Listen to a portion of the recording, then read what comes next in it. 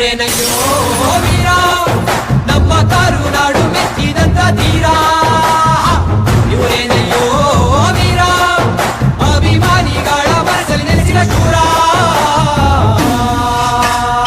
ನಮ್ಮೆಲ್ಲರ ನಂಬಿಕೆ ಉಳಿಸುವ ಚಕ್ರವರ್ತಿ ನೋಡಿವ, ನಮ್ಮೆಲ್ಲರ ಅಭಿಮಾನದಲ್ಲಿ ಸಾರಥಿಯಾಗಿ ರಾರಾಜಿಸುವ ಇವರೇನಯ್ಯೋ